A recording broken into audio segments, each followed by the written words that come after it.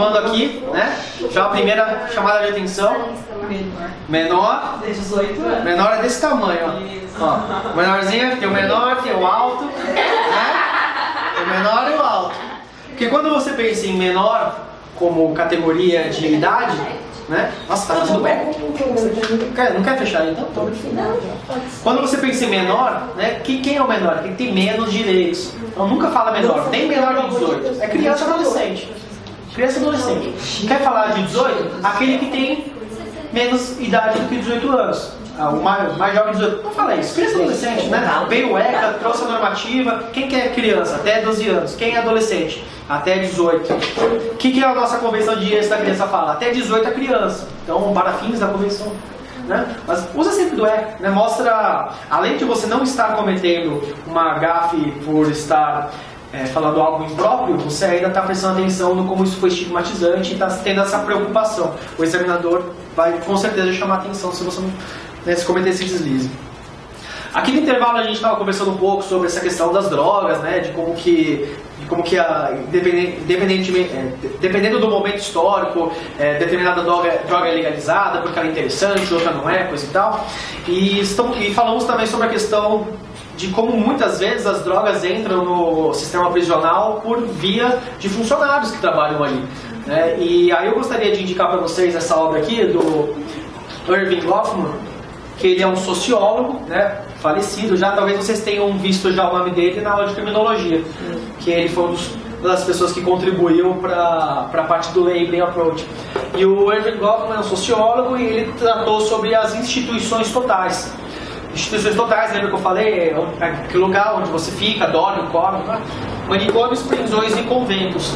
E nessa obra ele fala sobre primeiro ele fala sobre como que é a situação das pessoas que ficam ali e como que pode ser prejudicial para a formação dela estar ali fechado e confinado. Depois fala sobre as pessoas que trabalham nesses lugares, tanto os funcionários, aí eu estou falando dos carcereiros e dos enfermeiros, enfim, todas as pessoas que trabalham aí. Acho muito interessante vocês lerem isso daqui.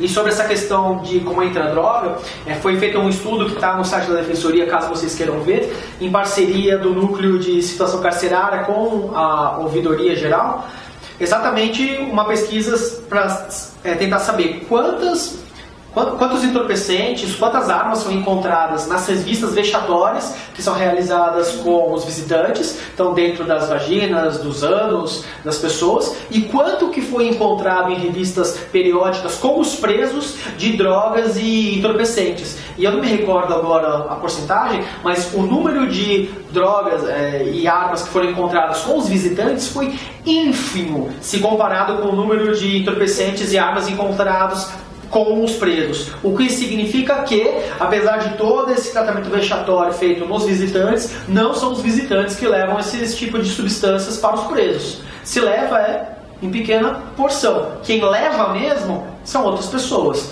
Então, se o preso não consegue sair, se o visitante não leva, provavelmente é alguém de dentro que trabalha lá que leva aquilo para dentro. Então você começa a entender que o sistema não se chama sistema por acaso. Né? Então é uma obra que vale muito a pena vocês lerem, que é bem bacana e acho que não é tão cara assim, porque acho que já foi lançado em várias editoras diferentes. Acho que é isso. Bom, gente, então retomando, né? Direitos violados, o que fazer? O Conselho Tutelar vai lá e fiscaliza. O Conselho Tutelar pode tomar suas medidas e auto-executoriedade. Quais são as medidas que o Conselho pode aplicar? Está no rol taxativo aqui do ECA, artigo 101, se não me falha a memória. Eu já trouxe eles aqui para vocês. Então, inicialmente, encaminhamento ao pai responsável, sob termo de responsabilidade. Então, essa é uma situação em que a criança está sob os cuidados de pessoa que não tem poderes para tanto, ou criança que foi encontrada na rua, sabe-se lá por quê, desapareceu, sumiu. Ou então, o Conselho Tutelar percebeu que a criança está com o pai ele é violento, ele traz algum problema para a criança, vai lá e entrega para a mãe. Então, quando você tem esse encaminhamento responsável com termo de responsabilidade, você não está criando uma nova modalidade de colocação de família substituta. Você simplesmente está devolvendo a criança para seu pai, mediante termo, mais ou menos como se fosse uma advertência, né? Não chega a ser uma advertência, mas olha só, você tem esse termo de responsabilidade, você vai cuidar dele. Então, às vezes você tem a situação desse pai que trouxe problemas, você vai lá, tira do pai, coloca para a mãe, e é absolutamente precário esse termo de responsabilidade. Juridicamente a força dele não é tão grande. Então o que significa esse termo? Significa o seguinte, olha, precariamente você, mãe, é a responsável. Só que pai e mãe ainda não resolveram a questão da guarda. A questão da guarda não foi judicialmente estipulada. Então qual é a sugestão que deve ser feita? Encaminhar esse familiar à defensoria o mais rápido possível, ou conseguir um advogado, para que ele entre com a ação de guarda e aí estipule. Então seria só afastar daquele momento ali de risco, ou eventualmente, como eu falei, se ele tiver com alguma pessoa que não seja detentora da guarda, sei lá, está na casa de uma vizinha, por algum motivo X. Às vezes a gente tem alguns casos em que adolescente sai e decide morar com outra pessoa. Então um adolescente de 14 anos que decidiu ir morar na casa da vizinha, porque a vizinha é muito legal. E aí chega a mãe e pede a criança de volta, aí busca a criança. Às vezes a gente tem que entrar com ação de busca e apreensão. Busca e apreensão de adolescente. Acho muito horrível isso, né? Você percebe o tempo todo como a gente usa alguns termos referindo a criança como se fosse um objeto? Busca e apreensão você faz de coisas, você não faz de pessoas, né? Você faz a busca e apreensão. Eu sempre costumo dizer que a busca e apreensão de criança e adolescente é uma coisa péssima, principalmente de adolescente. Porque, bom, né? Vamos imaginar uma situação de uma menina de 15 anos que fugiu porque quis ir morar com o namorado. Ou na casa dos sogros, ou na casa da avó. E aí vai lá a mãe e fala, eu tenho direito, eu tenho a guarda, eu quero a busca e apreensão. Olha mãe, a senhora tem o direito de pedir isso. Mas será que realmente é a melhor medida? Porque se a gente entra com essa ação de busca e apreensão, essa menina já tem pernas e cabeça para fazer o que quiser, infelizmente. Cabe a você aconselhar, cabe a você dizer, mas ela tem pernas. O que vai acontecer se a gente fizer essa busca e apreensão hoje? Amanhã provavelmente ela já vai ter ido embora. Então, se os laços entre mãe e filha já estão ali desgastados, e a gente entra com a ação de busca e apreensão, que é uma situação que conta com concurso policial, vamos colocar essa menina numa viatura, vamos expor ela ao ridículo dentro daquela região que ela pertence. Ela vai ser colocada ali na viatura, vai ser colocada na sua casa, vai quebrar o maior pau com a mãe e no dia seguinte ela está fugindo de novo. E a gente vai ter que entrar uma nova ação de busca e apreensão e por aí por diante. Isso muitas vezes vai agravar muito mais o problema do que vai ajudar. Então normalmente quando a gente tem essa questão de busca e apreensão a gente desestimula. Não tem diretamente em relação com a questão do termo de responsabilidade, porque isso aqui é aplicado pelo Conselho Tutelar e a busca e apreensão pelo juízo, mas eu achei interessante mencionar. Orientação, apoio e acompanhamento. Essa aqui é a mais importante do Conselho Tutelar, é a mais corriqueira. Então, o Conselho Tutelar recebe uma denúncia, ou verifica que tem algo que não parece muito correto, e chama os familiares para ir no Conselho Tutelar, ou os próprios conselheiros vão até a residência das pessoas para conversar, para ver o que está acontecendo, chama para reuniões, explica como que deveria ser, por que está errado, qual que é a melhor solução. Se coloca ali, né, para apoio como um polo de suporte para qualquer situação de risco, poder ser um ponto de referência, e vai fazendo acompanhamento da família durante um tempo. Então ela monta uma pastinha, lá em São Paulo é uma pastinha verde, não sei se é assim em todo lugar, vai montando a pastinha que vai tendo todos os documentos da família até que eles entendam que não precisa mais acompanhar e arquiva. Se achar que um dia tem que levar para frente, eles levam isso de outra forma, que a gente vai ver depois. Matrícula obrigatória. Isso pode ser de dois vieses. Ou do lado da família que não foi lá e levou a criança para fazer a matrícula, ou da família que levou para fazer a matrícula, mas o município está se negando, dizendo que não tem vaga. Então aqui é o poder de requisição do Conselho Tutelar. O Conselho Tutelar vai lá e fala assim, vai estudar assim. O município arranja a vaga. É o Conselho Tutelar que está pedindo sobre pena de responsabilização. Você, pai, vai matricular o pai aqui sim, senão vai ter as medidas contra os pais que a gente pode aplicar. Infelizmente, como eu já falei para vocês no momento anterior, o Conselho Tutelar não tem a sua autoridade muito respeitada. E muitas vezes a Defensoria acaba recebendo pedidos do Conselho Tutelar para entrar com ações judiciais em favor dessas pessoas. Não deveria ser assim. você acaba tirando, né, a capilarização e coloca numa pessoa só. Isso acaba indo contra toda essa estruturação de rede. Inclusão em serviços e programas oficiais ou comunitários. Então, às vezes, você percebe que essa família precisa de um suporte.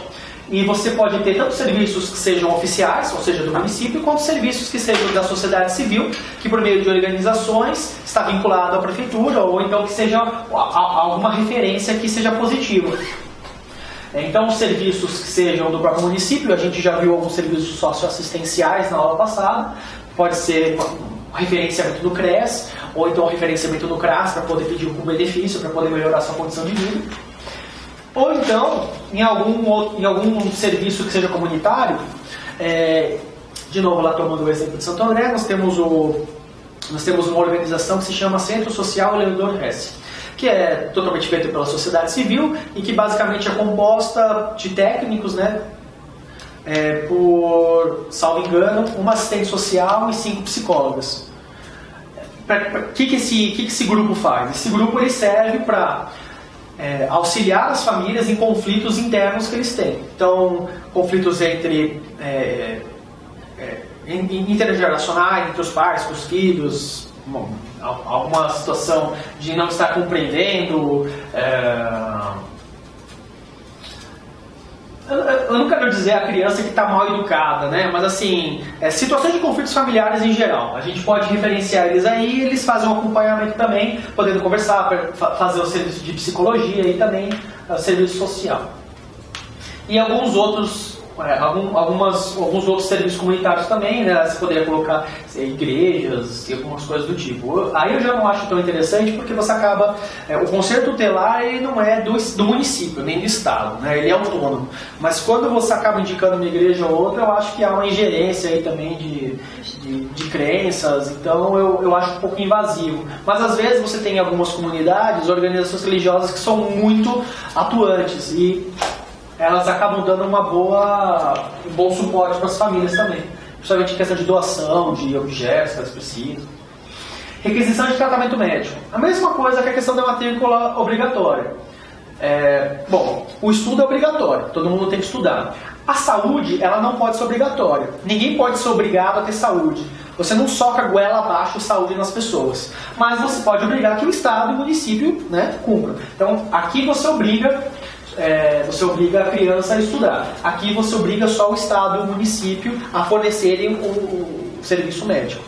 É óbvio que se os pais não atenderem os direitos que a criança precisa de saúde, os pais podem ser responsabilizados também.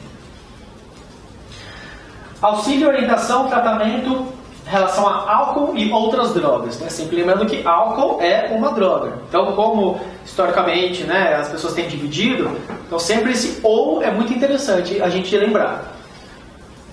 Não é álcool e drogas, é álcool e outras drogas. Normalmente, quando a gente está falando sobre essa orientação e tratamento aqui, a gente está falando do CAPS, né? Aí poderia ser o CAPS-I para criança e adolescente, o CAPS-AD para os adultos, mas não necessariamente. Às vezes você pode ter um Narcóticos Anônimos, né? Alguma organização também da sociedade que possa ser interessante, você pode encaminhar para lá. Sempre que surja um novo ator, isso aí é sempre bacana para aumentar a rede. E pelos últimos, né? Serviço de acolhimento institucional, que a gente usa aqui a sigla SAICA, né? Serviço de acolhimento institucional de criança e adolescente, que é o acolhimento. Nós temos o acolhimento familiar e nós temos a colocação em família substituta.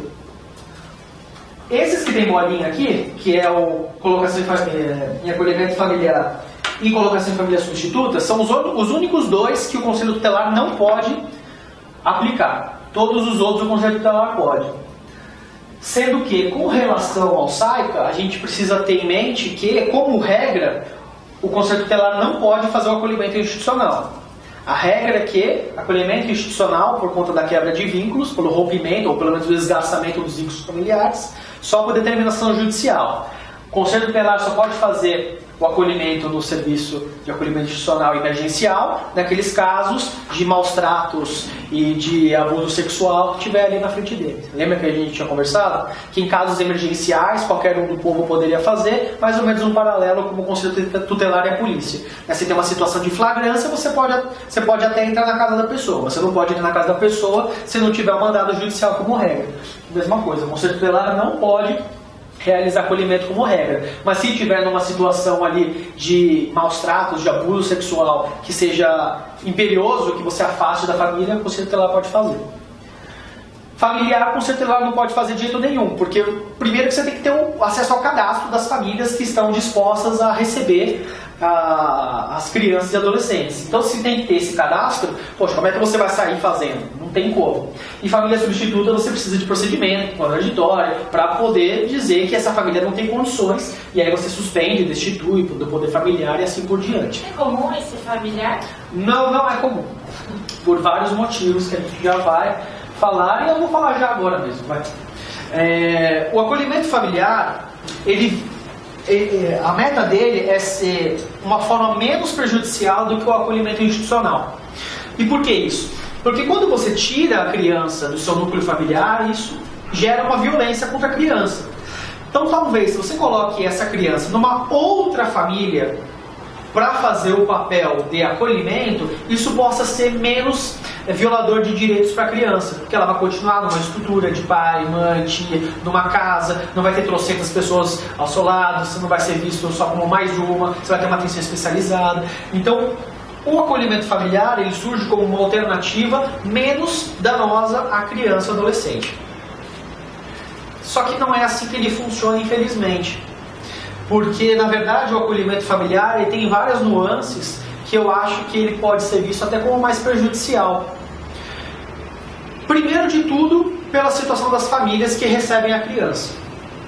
Quando você se habilita para ser família acolhedora, para participar desse projeto de acolhimento familiar, você tem que estar ciente de que isso é uma medida provisória, uma medida transitória. Sempre acolhimento, tanto o institucional quanto o familiar, são medidas transitórias. Elas são feitas visando a reintegração à família de origem.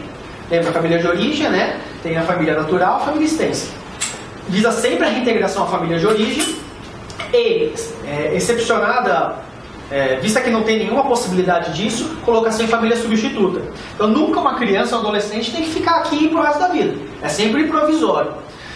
Então a família aqui tem que estar ciente, isso aqui é algo provisório, não é uma substituição à adoção. Você não vai adotar a criança que está aí. Só que aí te dá a criança novinha, com 6 meses, e aí você vê ela começando a falar, você vê ela começando a andar, você vê ela te chamando de pai, e aí você precisa dizer para ela não te chamar de pai, você compra uma roupinha, e aí de repente tira essa criança de você. Então, a gente tem, se essa família for extremamente correta, eles vão sofrer. Se essa família não for tão correta assim, eles vão querer entrar com uma ação de adoção. E aí quem vai ser muito prejudicado vai ser os pais biológicos. Porque, infelizmente, algo que a gente vê nos tribunais, eles usam o melhor interesse da criança para dizer que está na criação de vínculos. Ah, criou vínculos. Então se criou vínculos, então já está ok. Não, não está ok. Por quê? Porque quando essa família entrou aqui, ela sabia que não era para isso. Isso daqui é provisório. E a família está ali lutando para tentar pegar a criança de volta. Ainda que essa família aqui seja melhor do que a outra, melhor, né? Porque tem mais condições financeiras, aquela ali está lutando para poder ter condições de pegar a criança. Então isso aí pode ser violador. E também é violador para a criança, que vai ficar o tempo todo sendo retirado do seu local de conforto. Então você estava com a sua família, aí com 3 anos de idade você foi obrigado a sair de lá e ir para uma família diferente. Aí você se acostumou com essa família, aí você é obrigado a sair de lá e ir para uma família diferente. Tanto a de origem quanto a substituta, tanto faz, você está indo para uma outra. Então o pessoal tem, os juízes e os defensores, os promotores, têm tido muito cuidado ao pedir isso daqui. Eu praticamente não vejo isso. Tá? Isso daqui é praticamente letra morta, por conta de todos esses problemas. Eu até já vi um mais antigo e até acabou realmente dando problema, porque a família pediu adoção e, bom, Aí a mãe talvez também não correu tanto atrás, e aí acabou consolidando uma situação. E chega a durar muito tempo com essa família? Então, daí a gente já vai entrar no mais interessante, que é o SACA, e, bom, tudo que tiver aqui serve para aqui também, tá? E aí, aqui que a gente vai falar mais. O serviço de acolhimento institucional, como eu falei, ele é para ser algo temporário. A função dele, como de qualquer outra medida protetiva ou como de qualquer outra questão relacionada à política de atendimento, é sempre a de proteção de direitos da criança, evitar a ocorrência de violações e riscos aos direitos da criança e, principalmente, né, dentre esses direitos, a manutenção dessa criança e desse adolescente no seio familiar. Princípio da matricialidade, a gente vai deixar essa família com condições suficientes para afastar as vulnerabilidades, para que essa criança possa se desenvolver no seio da família de origem. Ok? Então aqui tem que ser provisório. O ECA traz que o prazo máximo para reavaliação de uma criança ou um adolescente dentro de uma unidade de acolhimento institucional, dentro de um SAICA, mas também aqui familiar, tudo que fala SAICA é igual, tá? Igual. O tempo máximo de reavaliação é de 6 meses. Ninguém pode ficar mais do que 6 meses sem ter sua situação reavaliada. Então o que acontece? O Conselho Tutelar vai... Vou dizer como a lei diz que é, depois eu digo como que na realidade acontece e a briga nossa de fazer isso acontecer. Então a lei diz que é da seguinte forma: o Conselho Tutelar verifica as situações, ou então a prefeitura, por meio do CRAS, do CRES, né? Quem estiver fazendo o atendimento vai verificar a situação e está lá ajudando para prevenção. Não deu certo a prevenção, está lá ajudando para voltar aos vínculos, né? Então antes CRES, Conselho Tutelar, está mandando para os lugares e está cuidando. Tudo é judicial, o defensor mal fica sabendo, o promotor mal fica sabendo, não chega nada no juiz, então só por fora, né? Só que eventualmente a família não aderiu aos encaminhamentos que foram dados pelo Conselho Tutelar. E aí o que cabe ao Conselho Tutelar fazer? Está percebendo que deu todos os encaminhamentos possíveis, mas a família não se moveu para fazer o que a criança precisa? Aí é hora de fazer o Conselho acha, agora é hora de fazer o acolhimento. O que eu vou fazer? Vou pegar meu dossiezinho, vou pegar toda a pastinha que eu fiz, mando para o Ministério Público, encaminho para o Ministério Público. O Ministério Público, que é o autor da ação de acolhimento institucional, e entendendo que é caso de corporação, cabe ao juiz verificar se realmente é caso de acolher ou não é. Se é caso de acolher, mandado de busca e apreensão. Se não é caso de acolher, arquiva ou continua simplesmente no acompanhamento. Então o conselho foi lá, fez o dossiezinho, tentou, não deu certo. Tentar não significa uma vez. É chamar de novo, ir até a casa da pessoa. E aí, o que aconteceu? Ah, fulano não quis me atender. Ir lá no fulano, ir lá no CRES. Por que não está atendendo? Ah, checou toda a situação. Não conseguiu? Manda para o Ministério Público. Ministério Público, olha, eu não consegui. Cuida aí, eu acho que é caso de acolhimento. O Ministério Público vai fazer a análise. Vai ver se vai fazer o exame o exame de legalidade, ver se tudo está de acordo, se é isso mesmo. Bom, não tem mais o que fazer. Ou não tem o que fazer, tem o que fazer. Não, olha, oficia não sei o quê. O Ministério Público pode fazer os seus expedientes próprios também, né? Seus inquéritos civis e por aí vai. E pode instruir caso queira. É caso de acolhimento. Vai lá e faz a ação. Petição inicial, ação de acolhimento institucional. E aí descreve tudo que foi tentado, pede a medida de acolhimento institucional e aí vai para o juiz. O juiz, antes de fazer a análise, normalmente pede uma avaliação do setor técnico. Então, o judiciário ele tem que ter um setor técnico estruturado, pelo menos psicólogo e assistente social, para verificar essas situações, isso tanto no âmbito da família quanto no âmbito da infância. Foi lá e verificou, fez o setor técnico. Olha, não é caso de acolhimento. Encerra o processo e toca para frente. Ah, é caso de acolhimento sim. Mandado de busca e apreensão. Normalmente como é que faz esse mandado de busca e apreensão? Vai lá o oficial de justiça, com a polícia, com o conselho tutelar e pega as crianças. Aí aquele drama, choro para tudo quanto é lado. Depois que Então a equipe técnica, ela teria que ser ouvida antes? Sim.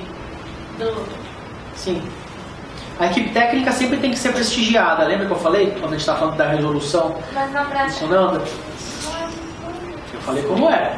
Tá? Pelo menos em Santo André essa parte aí é respeitada, se chegou até aí.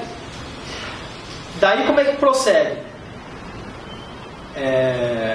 Isso é um processo. Né? O que é um processo? O processo é um procedimento em contraditório. Então você tem todos os atos desencadeados e que você possibilita que a outra parte se defenda. Então você fez o acolhimento, já está citando a mãe e o pai para se manifestar. Quem é que formam as partes do processo? Ministério Público como autor, juiz, pais. Porque os pais são os detentores do poder familiar. Existem posicionamentos de defensores públicos dizendo que outras pessoas deveriam ser parte desse processo também, como as próprias crianças e adolescentes, porque o processo diz respeito a eles, e outros familiares, tias, avós, coisa e tal. Bom, seja lá como for, abre-se direito a contraditório, né? Cita lá a mãe e pai. No acolhimento, as crianças estão ali no acolhimento. Tem locais que tem uma casa de entrada, que é onde passa todo mundo e depois é direcionado. Tem locais que não, que você já vai direto para a sua casa. A casa de acolhimento ela tem que ser no local mais próximo da residência dos pais. Porque o acolhimento serve para você fazer a reintegração para a família. Então você tem que ter possibilidade o mais fácil possível para a família poder ficar visitando. E aí vendo como é que está sendo feito. Aqui você faz logo no começo a elaboração do PIA. PIA é o Plano Individual de Atendimento. Então, como eu falei, se for adolescente ou se for criança que tem condições de se expressar, ela tem que ter a sua opinião levada em conta para que as suas vontades e as suas opiniões sejam consideradas na hora da elaboração. O PIA é realizado, manda para o judiciário. O judiciário vai ter o PIA, vai ter a análise inicial dessa criança, como ela chegou, em que condições que ela estava, quais são as necessidades, quais familiares que se tentou contato. Porque você sempre tenta buscar também familiares da família extensa. Porque se de repente pai e mãe não deram conta da situação, familiares da família extensa poderão. Tios, avós, né, primos e por aí vai. E aí como que essas pessoas se manifestam no processo? Então pais, pelo próprio processo, faz uma contestação e por aí segue. Os outros familiares, para uma corrente, né, muitos defensores entendem, tem que ser nesse mesmo processo. Como terceiros interessados, vão enfiando petições e vão entrando. Como em muitos outros, como no local onde eu trabalho, funciona. Não, é só essa triangulação que funciona. Tia, quer ter a guarda dessa criança? Você vai entrar com uma ação por dependência. E daí que eu falei da ação de guarda. Lembra que eu falei que na maioria das vezes a ação de guarda ela é proposta na família?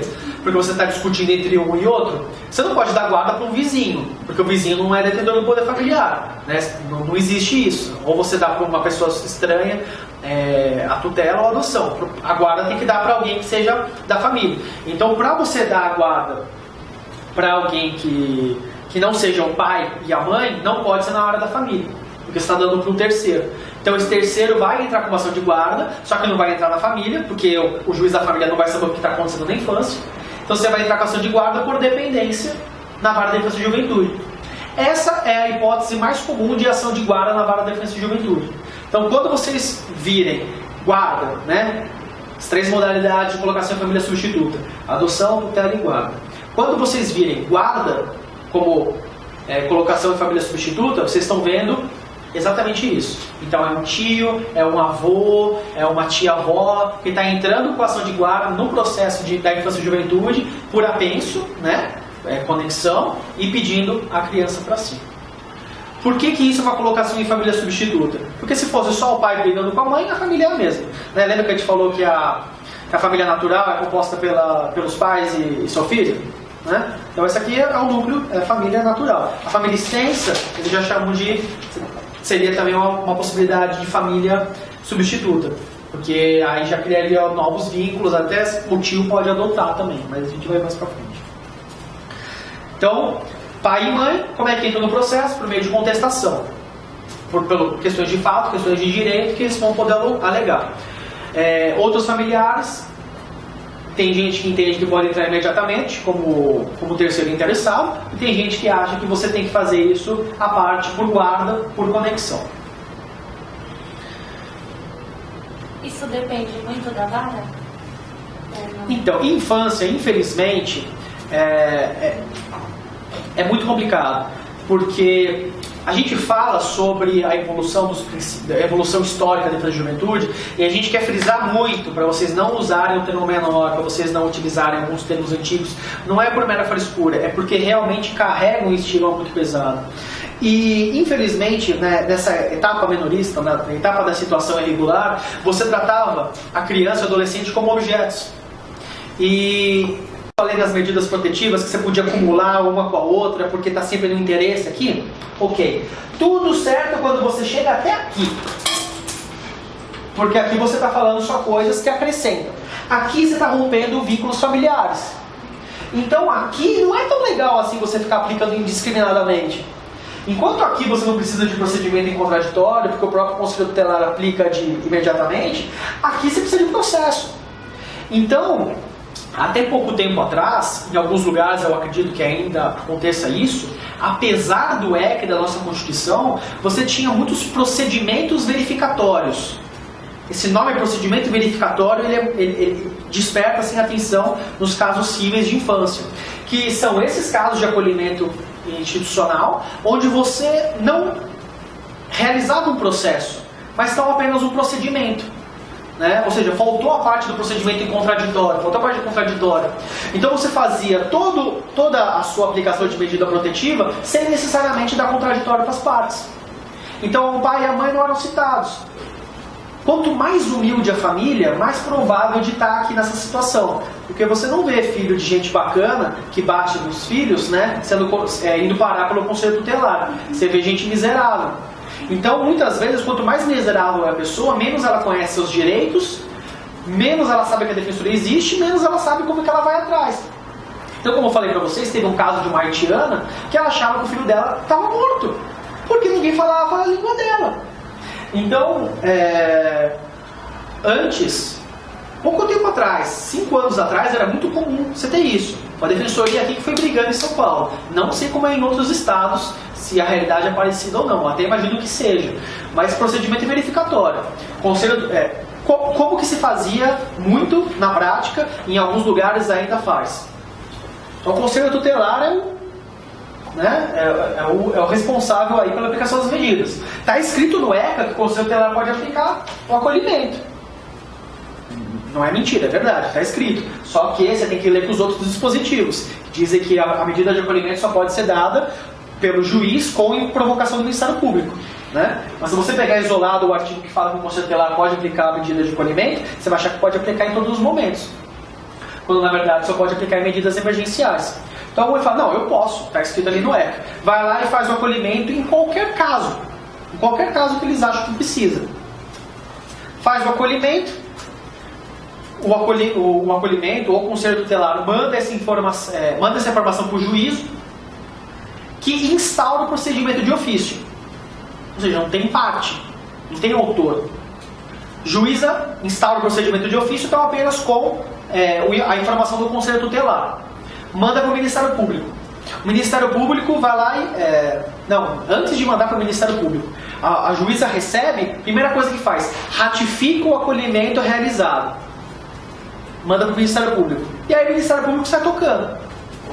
Não dá ciência à parte contrária. Tenta ver se os familiares podem ou não procurar, bater na porta, né? Eu quero saber da minha criança, ou pelo fórum ou pelo acolhimento. Se faz isso, aí começa a ver questão de visita, coisa e tal. Se não faz isso, a família não se preocupou. Bola pra frente, adoção. E aí sai encaminhando o mais rápido possível para a propositura de ação de destituição do poder familiar. Então isso infelizmente acontecia muito. Como advogado, eu tive a oportunidade de trabalhar no caso, antes de virar defensor, de infância civil, e a dificuldade de você ter acesso a esses processos era enorme. Não, mas você não pode ver tal processo, ou você não pode ver tal apenso, não sei o que, não sei o que, não sei o que lá. Então, infelizmente, com essa forma que eu falei para vocês que não é a correta, você tinha muitos acolhimentos para efeitos errados. Lembra que eu falei para você que o Conselho Tutelar não precisa ter uma formação necessariamente na área da infância? às vezes ele não conhece muito a matéria. Às vezes ele só conseguiu ser eleito porque ele tem muita popularidade. Porque ele é pastor da igreja, porque ele é dono do negócio não sei das quantas, porque ele tem um desmanche. Sei lá, foi eleito por razões às vezes que não são nobres. Ou às vezes podem ser nobres, mas não são qualificadas. E ele está lá e acha que está fazendo o trabalho dele. Pô, olha, eu vi uma criança esmolando. Primeira medida, acolhimento. Ou então, olha, a mãe usa drogas, faz mal, né? Não pode. Primeira medida, acolhimento. Por quê? Porque ele não tem conhecimento muito amplo nem da legislação e nem da rede de proteção dos direitos da criança e adolescente. Com isso, com a criança já acolhida, se o juiz está acostumado a dar despacho padrão, simplesmente convalidando tudo que é feito, você tem um monte de casos que a criança é tirada da sua família por motivos que não estão previstos na lei. E com isso, às vezes, tem muitas famílias que não conhecem a defensoria, não conhecem seus direitos, não sabem o que aconteceu e perde o poder familiar sem ter o mínimo de possibilidade de contraditório. Isso é algo que acontecia bastante antes. Imagino que era o que acontecia na época da situação irregular, na época dos códigos de menores. Hoje em dia isso tem diminuído. E muito pela briga da Defensoria Pública de tentar dar acesso à justiça, tentar contraditório, coisa e tal. E muito também porque a Defensoria tem batido na tecla de que a criança e o adolescente precisam de uma representação processual. E aí, por conta disso, o defensor público não deveria tão apenas atuar como representante processual das partes, ou seja, como defensor do pai e da mãe, mas também como curador especial da criança e do adolescente. Eles deveriam ter o seu direito de poder ser levado a sua voz ao judiciário e dizer o que eles querem e o que eles não querem. Então, qual seria mais ou menos esse papel? Como seria? Como funcionaria? Bom, o defensor, normalmente, precisa ser demandado por alguém para ele começar a atuar no processo. Não é assim, num processo civil, normal? Então, a pessoa ela quer entrar com ação de indenização, ou então ela está sendo demandada, ela vai lá e te procura. Mas nos casos de acolhimento, a defensoria pensa diferente. Ela pensa que...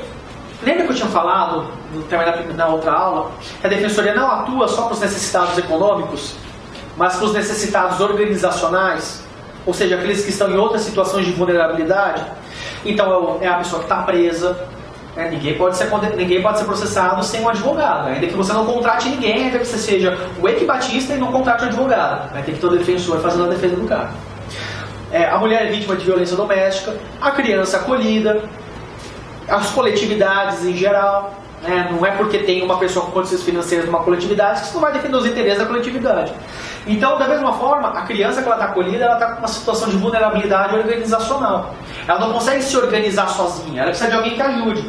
Só que o pai não está lá dentro do acolhimento para conseguir fazer valer a vontade dela o tempo todo. E mais, às vezes os interesses do pai pode estar meio ruim mesmo lá com a criança. E a criança precisa de uma voz para falar. Então quem seria essa voz? Curador especial na figura do defensor público.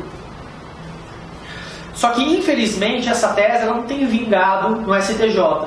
O STJ tem entendido que no caso, o curador especial da criança e adolescente é o Ministério Público. Quando ele entra com a ação de medida protetiva, o Ministério Público está ali zelando pelos interesses da criança e adolescente. Então, seria desnecessário você ter dois órgãos fazendo a mesma função. Será um desperdício de dinheiro público, porque seriam dois órgãos gastando seu tempo para fazer a mesma coisa. Só que não é bem assim, né? Porque, por mais que na verdade seja assim, você sempre pode conseguir ver a mesma coisa com olhos diferentes. Se você tiver que defender isso numa segunda fase ou numa prova oral, é sempre legal expor os dois lados. Mostrar que na verdade são duas funções que em tese elas são realmente iguais, porque são órgãos públicos que estão cumprindo a função de proteção da criança e adolescente, de levar a voz dela, mas que na prática a gente vê que muitas vezes o Ministério Público ele está mais como um fiscal da lei e cumprindo ela daquela forma burocrática. Lembra que eu falei? A aplicação do caso à norma. Ao defensor caberia o papel de ir lá no acolhimento, conversar com o adolescente, com a criança e perguntar o que você quer. E de fato levar a voz dele para frente. Então enquanto um está zelando pela lei, o outro está zelando pela vontade do adolescente. É discutível. O STJ, por enquanto, é contra, mas em algumas varas você consegue ter uma abertura maior. Principalmente quando você está falando de adolescentes. Tem um caso lá em Santo André que é uma menina, ela tem 15 anos. Eu já contei para vocês que que a familiar mora lá na Bahia e não vem, coisa e tal. Ela está sozinha, não tem ninguém. Como que eu vou fazer uma atuação que possa zelar pelos interesses dela se não tem ninguém para me procurar? Se ela é sozinha no mundo. Não é verdade? Então alguns poderiam dizer, não precisa, o Ministério Público já faz. Não sei. Há uma dúvida aí de como que a gente deveria proceder. Mas aí a defensoria ela tem que olhar por esse lado, mesmo que ela esteja em defesa da mãe e do pai. Não. Aí não. Se você está na defesa dos interesses do pai ou da mãe como representante processual, aí você não tem como fazer a curadoria da criança, tem conflito de interesses. Então o que normalmente se faz? Normalmente você espera. E você atua como representante processual do pai e da mãe. Primeiro porque é o mais convencional. E segundo porque é a pessoa que está batendo na tua porta, né? E a pessoa que está aflita. E também é o grupo que você precisa fortalecer. Então quando você trabalha junto com a mãe no processo de acolhimento, daí que eu acho muito bacana o trabalho que a gente faz na defensoria. Porque muito além de ser um advogado que está ali zelando pelo jurídico, a gente tem como fazer esse contato mais estendido com a rede de proteção. Então a gente, principalmente o defensor que está especializado e sabe como é que funciona, ele já sabe qual pessoa acionar, qual órgão, como que a gente pode fazer para melhorar, ele é mais efetivo. Então a gente costuma atuar sempre como representante processual das partes. E a criança e adolescente? Bom, fica sem curador especial. Agora, em casos que a parte aparece com o advogado, o que é muito raro, ou então que parece muito importante a atuação pela criança e adolescente, aí a gente nomeia a advogada para fazer representação processual. Então, por exemplo, tem um caso que está lá com a gente que é de uma menina transexual. Nasceu com sexo biológico masculino, mas se reconhece como mulher. E é muito importante que a gente faça a defesa dos interesses dessa menina. Por quê? Porque os pais são absolutamente contra ela. O pai é uma pessoa que, segundo dizem, faz parte de movimentos nazistas, e a mãe não consegue compreender isso, chama até hoje pelo nome masculino e acha que é algo que está fazendo para poder prejudicá-la, entendeu? Há um conflito claro entre os interesses envolvidos. Então a gente está fazendo a defesa com um curador especial dela. Ela tem como se manifestar, ela tem como falar, a gente sabe o que ela gostaria de levar para o judiciário. E a defesa dos pais? Nomeia advogado. Tá? Lembra que eu falei também que a defensoria atua como curador? Na verdade, a previsão legal é quando não há representante legal, mesmo que temporariamente, ou quando há conflito entre eles. Então, no caso de pais que deixaram o filho ali que está confortável, então você tem um filho que tem uma enfermidade grave, dá trabalho cuidar, né? Puxa, botaram no acolhimento. Está sendo bem cuidado, eu posso visitar ele todo de 15 em 15 dias, o que eu vou tirar? Não preciso nem pagar clínica particular, que legal. Aí você pode, vamos lá, né? Então eu sou curador do menino, ele quer ter direito à convivência familiar, movo a ação de alimentos contra os pais. É uma possibilidade que a gente tem. Aí os pais vão lá e se defendem nessa ação de acolhimento. Como que eles podem se defender? Bom, primeiramente, né, questões de direito. Como é que foi feito esse acolhimento? Foi feito de forma legal pelo Conselho Tutelar? Ou foi feito o acolhimento como primeira medida? Foi observado tudo direitinho? Foi feito, entregue primeiro para o Ministério Público a representação para entrar com a ação? Ou foi feito simplesmente uma convalidação? Porque um processo sem partes, ele é inexistente. Né? Então, pressupostos processuais, você pode já atacar isso daí também.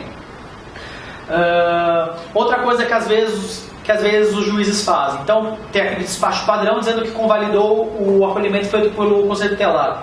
E junto, já coloca, as visitas ficam proibidas. Isso, infelizmente, é muito mais comum do que parece. Pelo ECA, como todas as medidas protetivas, o acolhimento ele visa a reintegração familiar. Restabelecimento da família para que ela fique forte, para que possa retirar a criança dali. Como que você vai fazer um trabalho com a família se não tem visitas? Então a regra é visitas livre. Tanto que a criança pode visitar seu pai preso sem autorização nenhuma. Depois, no caso em concreto, se o acolhimento perceber que aquela família está trazendo algum prejuízo, aquele pai ali é má influência, aquela irmã ali está trazendo droga para dentro da casa, bom, aí é um fato novo que você vai levar para o judiciário e o juiz pode falar, as visitas de tal pessoa estão proibidas, ou as visitas de tal pessoa têm que ser feitas de tal e tal forma. mas o que às vezes acaba acontecendo é despachos padrões, burocráticos, proíbam todas as visitas.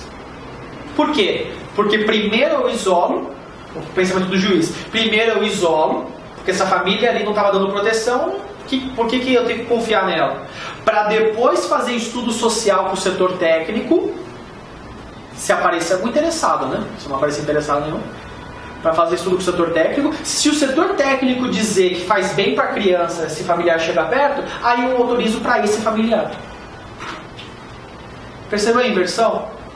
Então, de um lado você tem, não, as visitas são livres, porque a convivência familiar não foi rompida. Aqui está dando só uma proteção.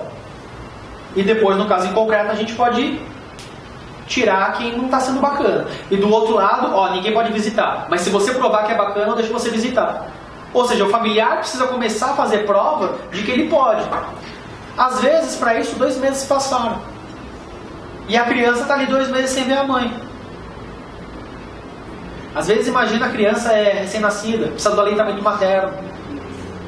Normalmente, em casos de aleitamento materno, a gente consegue, pelo menos eu, né, consigo mais rápido. Não sei como é a realidade de cada cidade, ainda mais Brasil afora. Mas o aleitamento materno ele é diário.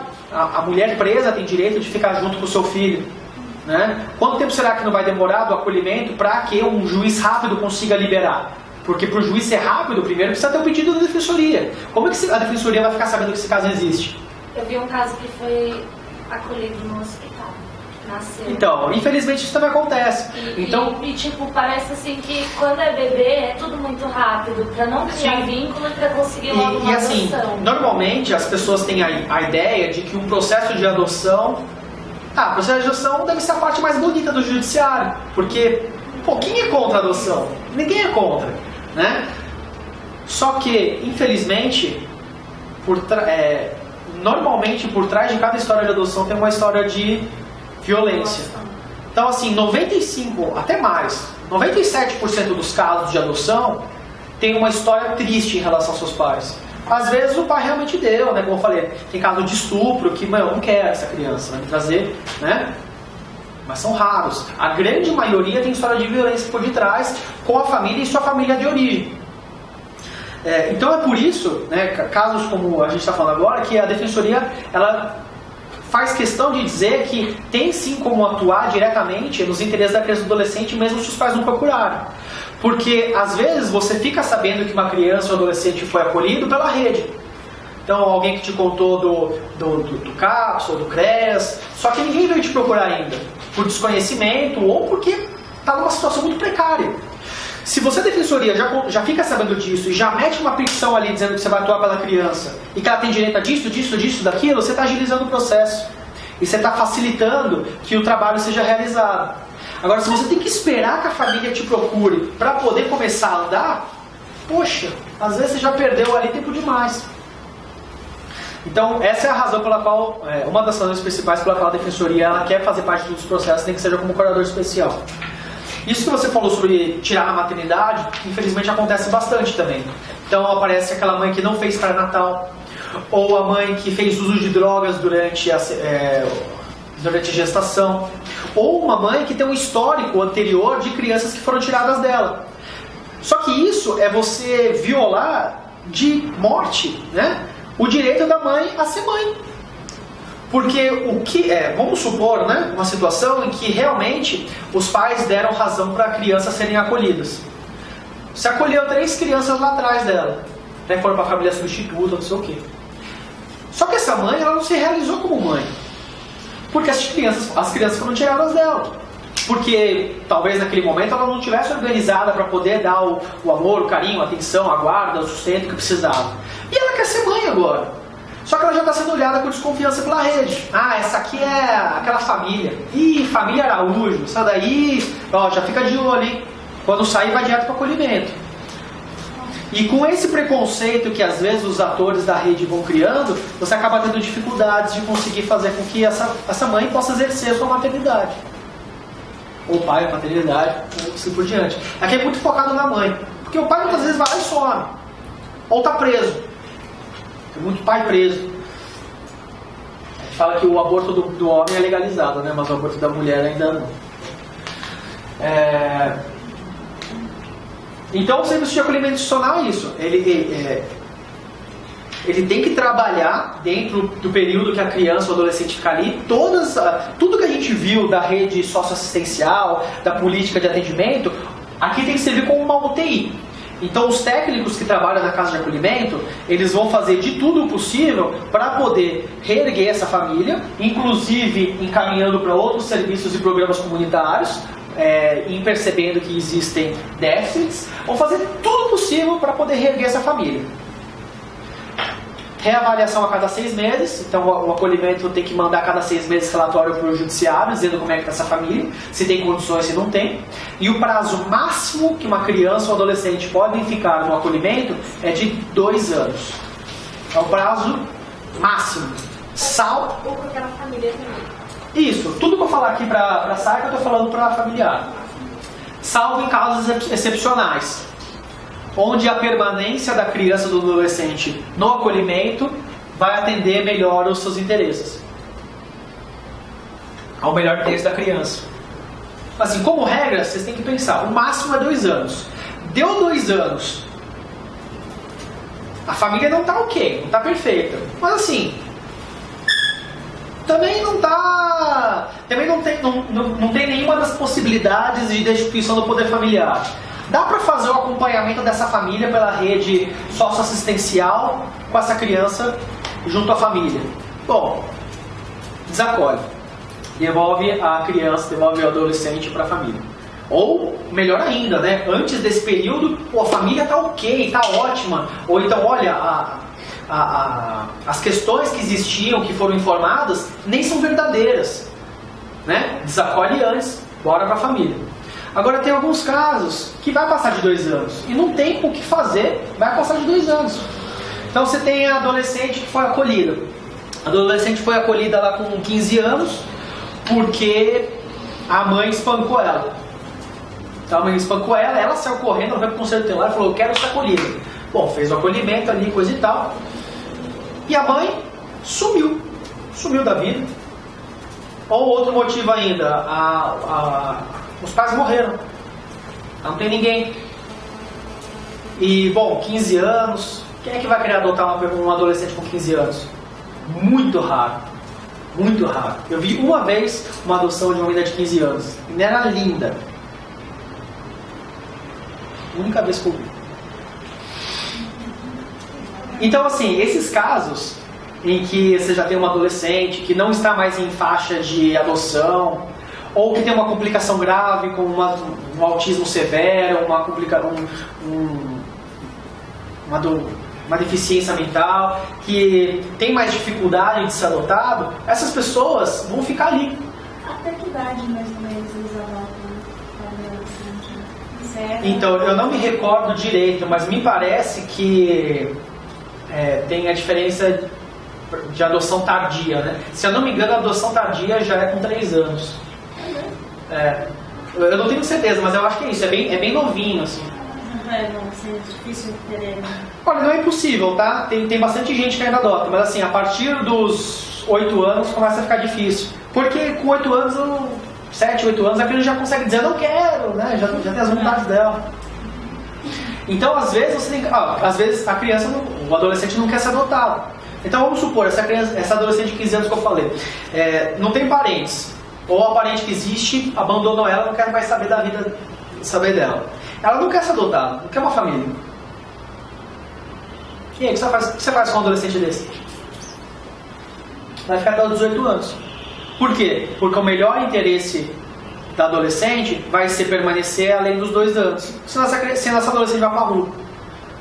Então, é só em casos excepcionalíssimos, onde o melhor interesse da criança ou do adolescente estiver comprovado, que vai poder exceder dos 2 anos. Como é na prática? Passa muitas vezes. Passa muitas vezes, ainda que você esteja ali discutindo. Então, a mãe tá brigando, tá... É aquele caso da família que não tá 100%, mas tá indo. Dá uma promessa de que tá indo faz tempo, né? Passou de 2 anos, 2 anos e meio, 3 anos, agora é desacolhido. Agora que eu já estou com bastante idade, não tem mais ninguém interessado em adotar, então pode mandar embora. Assim, infelizmente essa é uma realidade que atormenta o dia a dia de quem está ali do lado das famílias. A adoção tem o seu lado positivo, tem o seu lado muito bonito, que é de dar oportunidade. A adoção é o lado bonito de dar oportunidade para pais que não conseguem ter filhos, ou pais que quiserem ter filhos dessa forma, de adotar. A adoção sempre tem que ser vista como uma alternativa, como algo que os pais quiseram, e não como uma salvação para a criança. Essa visão de que você está salvando. Sempre, lembra que eu falei, sempre que você vê alguém falando que está salvando a criança, tem alguma coisa errada. Ninguém precisa ser salvo. Tá? Ele precisa de uma família, precisa de um lugar para ser bem resguardado. Então, normalmente, você está do lado dos familiares, o que você vê de corrida para destituição e encaminhamento para a família substituta é muito grande. Então, a gente acaba tendo esses problemas, essa dicotomia aí. Outra coisa, antes da gente ver as questões,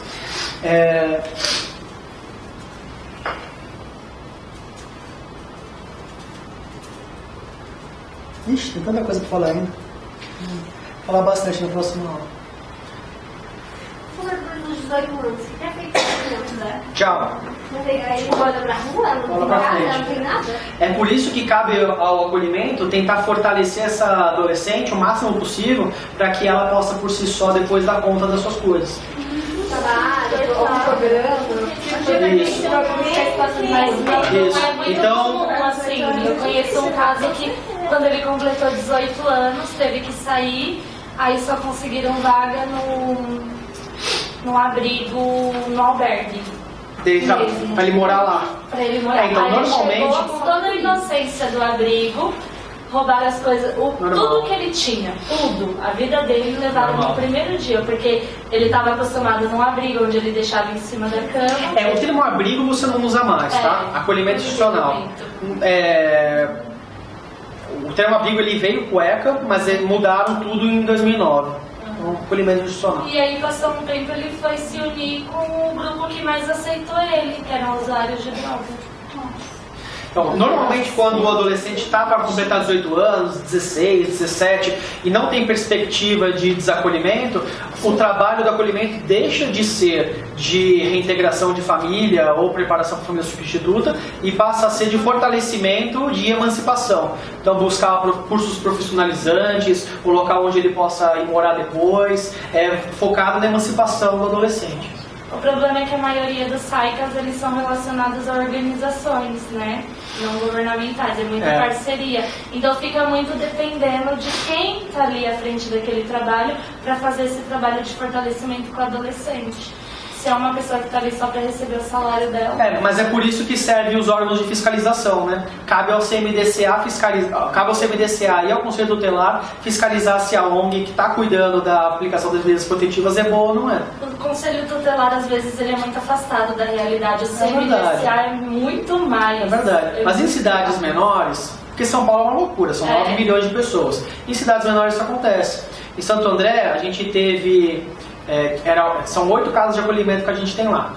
E há 2 anos atrás tinha uma outra organização que cuidava das 8 casas. Depois de uma representação do Conselho Tutelar no CMDCA, indicando várias irregularidades, eles foram retirados, né? Na verdade eles mesmos saíram antes que ficasse pior, e aí vieram 3 organizações e pegaram 2 casas.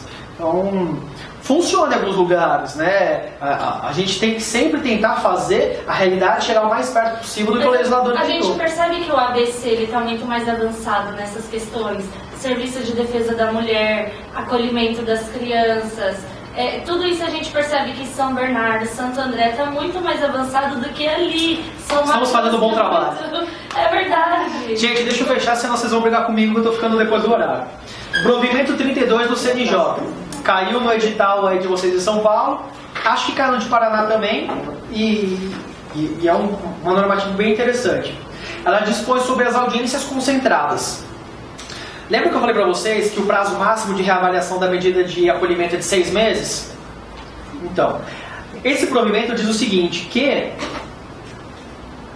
a cada semestre, preferencialmente em abril e outubro, tem que ser realizadas audiências para reavaliação dos casos dentro do serviço de acolhimento institucional. Ou seja, o juiz não pode fazer isso na sala dele, no gabinete dele. Ele tem que sair do fórum pisar no chão, assim como qualquer outro membro da rede de proteção, porque ninguém é mais do que ninguém no sistema de garantia de direito da criança e do adolescente, cada um com a sua peculiaridade. Ir no acolhimento, ver qual é a realidade da criança onde ela mora, e numa reunião, numa audiência com diversos membros diferentes, decidir como é que vai continuar ou não a medida protetiva dessa criança e adolescente. Então, preferencialmente em abril e outubro, porque dá exatamente 6 meses. Né? Então, pelo menos, né, uma em abril, uma em outubro, onde eu trabalho costuma acontecer uma em maio e uma em novembro. Né? Então, mais ou menos assim. Com os atores do sistema de garantia dos direitos da criança e do adolescente, para a reavaliação de cada uma das medidas protetivas de acolhimento, com atas individualizadas, porque cada ata vai ser colocada no seu respectivo processo, né? Não dá para você fazer. Então você está fazendo ali, ó, vai ser assim, assim, assado, fulano falou não sei o que, fulano falou não sei o que lá, fulano falou não sei o que lá, foi decidido o que? Processo. Para posterior juntar nos seus respectivos processos. Nas varas de grandes comarcas, com excessivo número de acolhidos, como por exemplo São Paulo, talvez Santo André, né, 700 mil habitantes, não sei, é uma comarca grande, reserva-se ao magistrado a possibilidade da seleção de processos mais viáveis para a audiência, desde que mantenha absoluto controle na situação dos demais. Então, nas cidades menores, o juiz está ali obrigado pelo CNJ a todo semestre fazer a audiência concentrada, que se chama um monte de atores do sistema de garantia, todo mundo senta em roda. Esse é o mais bacana, porque todo mundo tem direito de voz igual, para decidir sobre todos os casos, uma ata para cada caso. Se for uma cidade muito grande, bom, vamos então permitir que o juiz só faça isso nos casos que perceba que tem mais viabilidade. O que seria mais viabilidade? Eu entendo que seria mais viabilidade para desacolher, ou para dar visitas com retirada, né, ou alguma coisa positiva. Devem ser intimados para participar dessa audiência MP, Defensoria, e o interessante é que está escrito Defensoria. Não está escrito o advogado ou o defensor dos pais, está escrito Defensoria. O que reforça a tese de que o defensor deveria estar presente em todos os casos. E representantes do setor técnico, conselho tutelar, casa de acolhimento, representantes das secretarias de assistência social do município, saúde, educação, trabalho, habitação, o escrevente da vara e os pais e parentes da criança e adolescente acolhida. Senta todo mundo na mesma sala e todo mundo debate sobre o caso. Porque se eventualmente surgir alguma demanda de, olha, por que está assim? Não, mas a casa deles, secretário de educação, secretário de habitação, o que dá para fazer para resolver o problema aqui? Ah, porque a criança está falando assim, ô secretário de educação, a vaga vai sair quando? Amanhã? E assim por diante. Você já consegue cobrar de todas as pessoas que você tiver que cobrar, todo mundo já tem possibilidade de falar e você faz uma conversa qualificada. Se na prática acontece dessa forma, é outra coisa.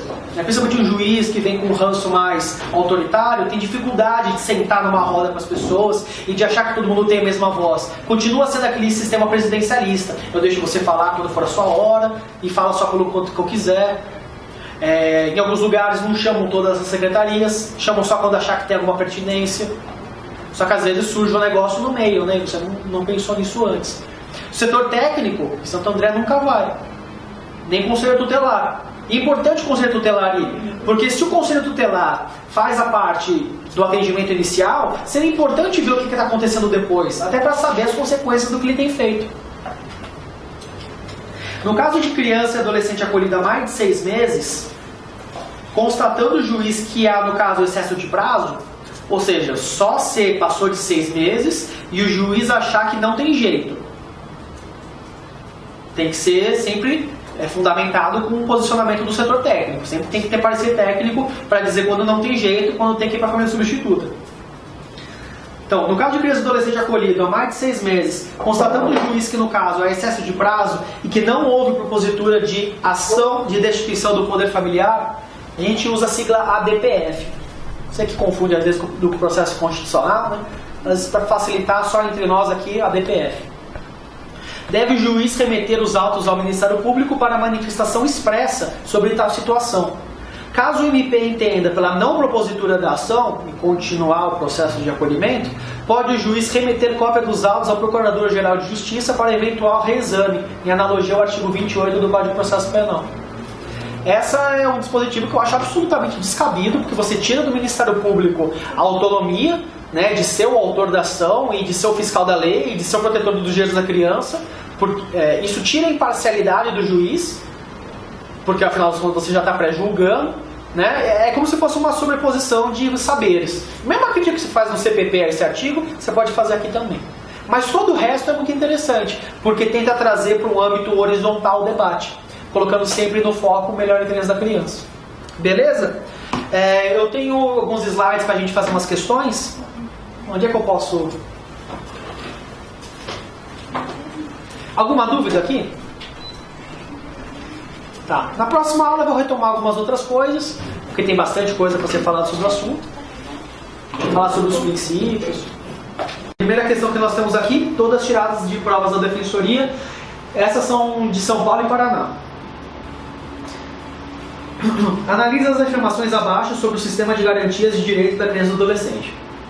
Então a gente precisa descobrir quantas estão certas e quantas estão erradas. 1. Os órgãos públicos e as organizações da sociedade civil que integram o sistema de garantia dos direitos da criança e do adolescente, o SGD, deverão exercer suas funções em rede, como, por exemplo, a integração operacional de órgão do Judiciário, MP, Defensoria, Segurança Pública e Assistência Social, preferencialmente em um mesmo local, para efeito de agilização do atendimento inicial a adolescente a quem se atribua a autoria de ato infracional. Tá certo ou errado?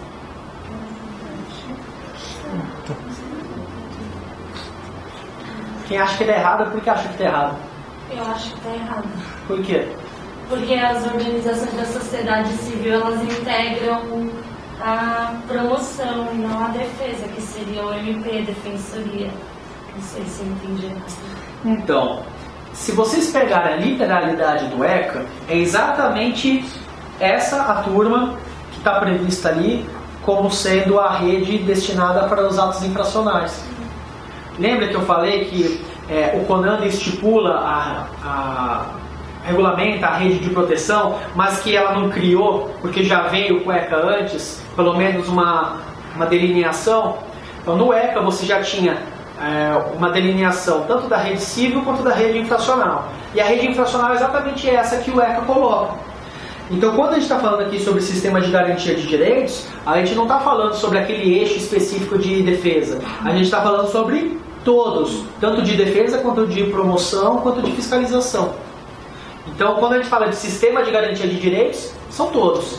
O eixo de defesa, aí você poderia ter razão, ó, isso daqui não está, coisa e tal. Porque de resto, está tudo certo, então essa está correta. 2. O sistema de garantia dos direitos da criança e do adolescente articular-se-á com todos os sistemas nacionais e operacionalização de políticas públicas, especialmente na área da saúde, educação, assistência social, trabalho, segurança pública, planejamento, orçamentária, relações exteriores e promoção da igualdade e valorização da diversidade. E aí?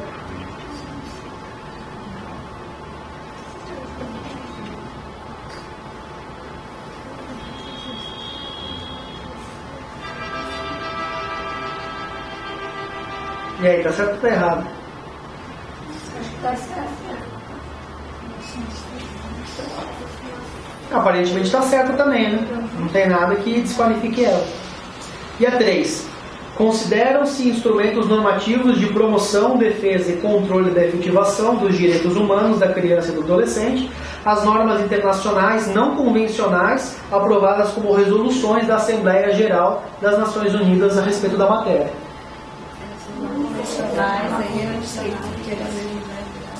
E aí?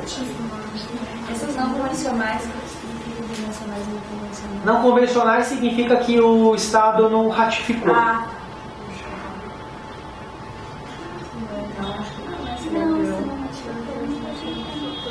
Pode, gente. Mas ele foi Pode. falado. Lembra que eu falei pra vocês das regras de Riad, das regras de Beijing, que depois a gente vai ver melhor mais pra frente, que A própria resolução do CONANDA coloca que é instrumento normativo todos os documentos que forem elaborados em âmbito da OEA ou da ONU, ainda que não tenham sido ratificados, esses feitos pela Assembleia Geral.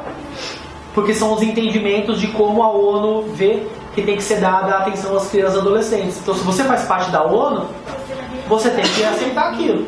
Senão, sai da ONU. Tá tudo certo.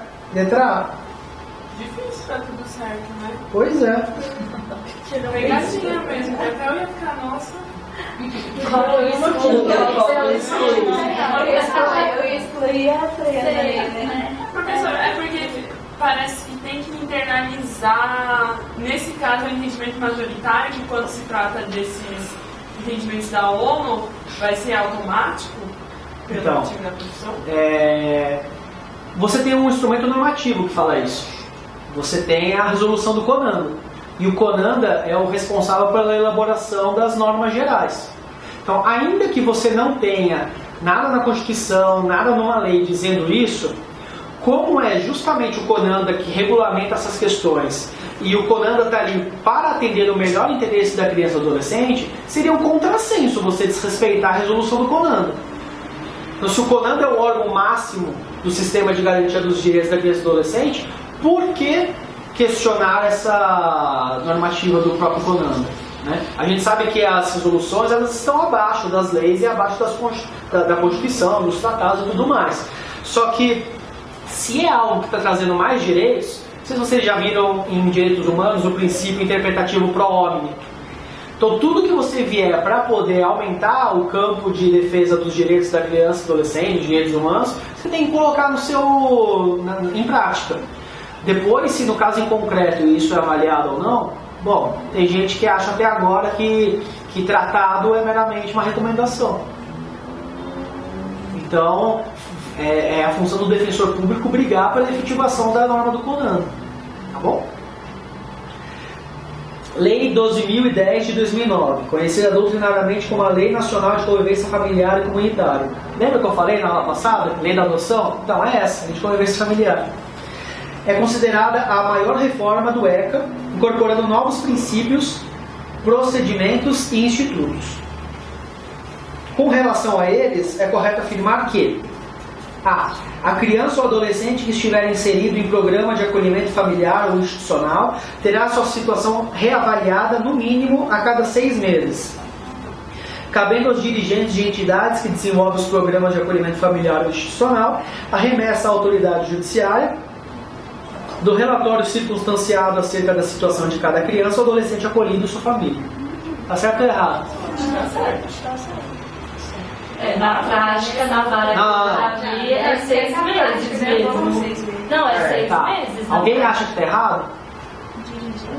A professora não falou, é tempo mínimo, mas na prática tem 6 meses. Tá, bom, todo mundo caiu na pegadinha. O prazo de 6 meses não é mínimo, ele é máximo. B. Crianças e adolescentes serão encaminhados a instituições que executam programas de acolhimento institucional, governamentais ou não, por meio de uma guia de acolhimento expedida pelo Conselho Tutelar, através de decisão fundamentada da autoridade judiciária. Quem é que emite a guia de acolhimento? É o Conselho Tutelar? Não. Quem é? É o Judiciário? Está errada essa. Imediatamente após o acolhimento da criança ou do adolescente, a entidade responsável pelo programa de acolhimento institucional familiar elaborará um plano individual de atendimento visando colocá-lo em família substituta.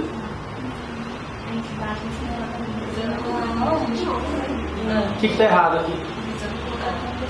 Exatamente, a família substituta não é a primeira medida que você vai buscar, é a última. Então, visando a reintegração à família de origem. O acolhimento familiar ou institucional ocorrerá no local mais próximo à vara da infância e juventude, para garantir a tramitação eficiente do processo e a reintegração familiar da criança ou do adolescente com sua família de origem ou extensa, respeitando os laços afetivos. Não é o mais próximo da vara, é mais próximo da casa ou da família. E as entidades que mantenham o programa de acolhimento institucional poderão, em caráter excepcional e de urgência, acolher crianças e adolescentes sem prévia determinação da autoridade competente, fazendo comunicação do fato em até 24 horas ao juiz da infância sob grande responsabilidade. Tem que ser assim. Tá certo. Ai, mas que examinador. Ai, é o mesmo que vai continuar. Ele colocou os mínimos. Vamos lá. Prevê o ECA, como regra geral, o prazo máximo de 6 meses para a reavaliação da situação da criança ou adolescente que estiver inserido em programa de acolhimento familiar ou institucional. Tá certo. Eu não vou nem seguir porque... Sobre o direito à convivência familiar e comunitária, é correto afirmar que o acolhimento institucional é medida provisória e excepcional, não implicando em privação de liberdade, salvo em caso de determinação judicial nesse sentido. Vamos ver as outras.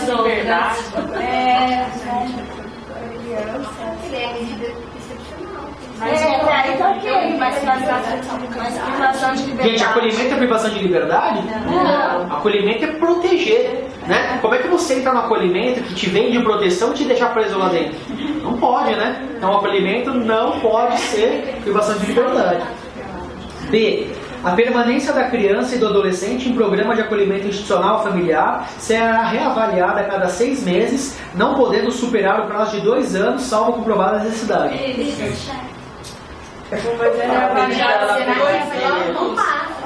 No máximo a cada 6 meses, não é a cada 6 meses. Exatamente. Lembra isso. É isso que vai pegar vocês no concurso. São essas pegadinhas idiotas. Está escrito aqui, a cada 6 meses. Não, a criança pode ser reavaliada a cada 3 meses, a cada 2 meses.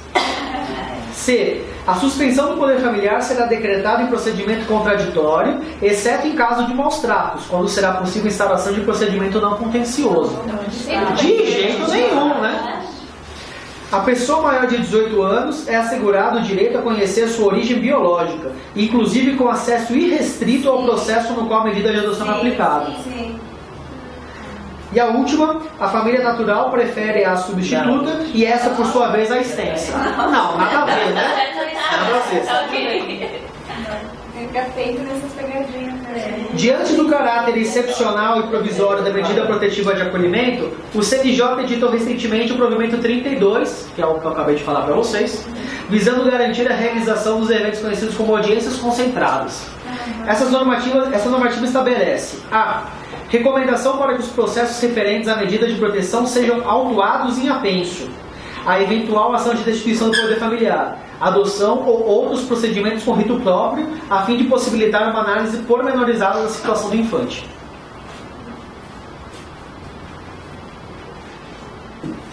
Na verdade, eu não li para vocês, mas na verdade é ao contrário, tá? É exatamente o contrário, porque você, por estipulação lá, faz separado, porque ele pode ficar arquivado e pode ser retomado a qualquer momento. B. Sugestão de marcação dos autos com tarja específica que indique se tratar de infante acolhido, evitando-se a juntada de fotografia da criança ou adolescente para preservar-lhe a identidade. Essa não tem nada a ver porque o processo segue em segredo de justiça.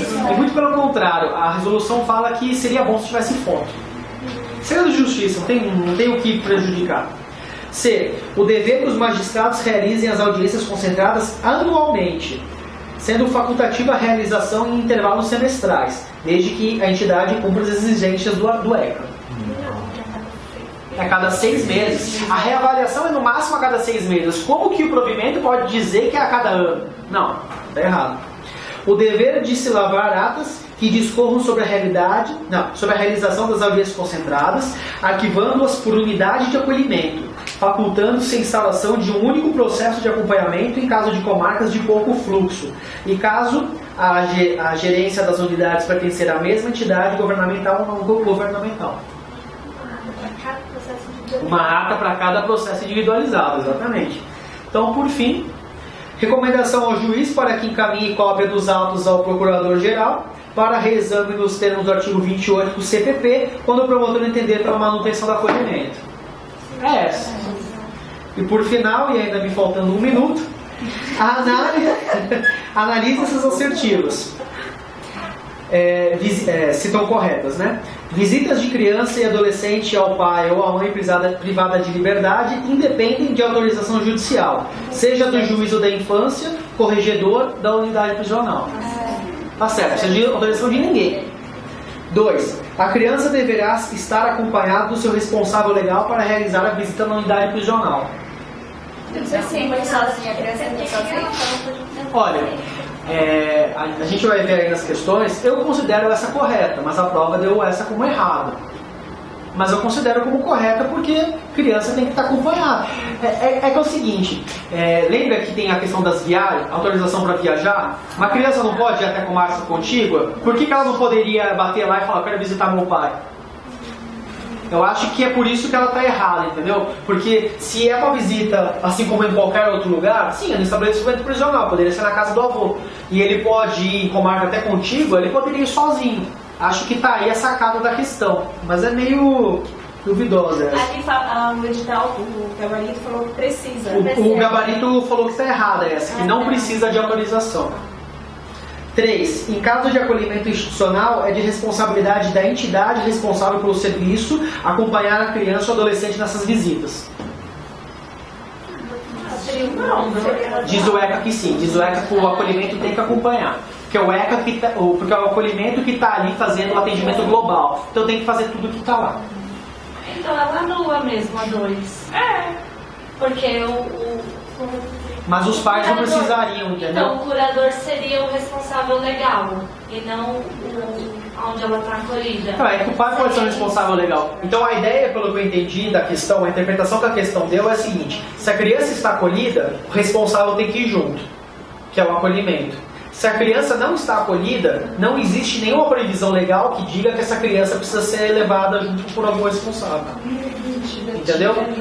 No ECA diz expressamente que se a criança está acolhida, o dirigente tem que acompanhar. Mas em nenhum momento diz sobre ter que estar acompanhada de pai para ir. Então, se a criança estiver acolhida, a gente considera como responsável legal quem trabalha... O acolhimento. O responsável pelo acolhimento é equiparado a guardião, pela lei. 4. São vedadas as visitas de crianças e adolescentes aos membros da família extensa, que encontram-se privados de liberdade. Tio, avô... Pode também, é convivência familiar. Convivência familiar não se limita à família natural, pode ser a família extensa também. Então nós temos aqui que a 4 está errada e a 1 e a 3 estão certas, né? Então a gente ficaria em dúvida entre a A e a E. No caso, como não existe nenhuma proibição na lei, né? Como eu estava explicando aqui para ela, existe na lei, no ECA, especificamente que se a criança está acolhida, o dirigente precisa ir junto. Como não existe nenhuma disposição dizendo sobre a criança não estar acolhida, então, em tese, a criança ou adolescente poderia ir lá sozinho, sem qualquer responsável junto. Então, a mais correta, de fato, é a letra E. Tá bom, gente? É isso aí, foram as 6. Terminamos por hoje.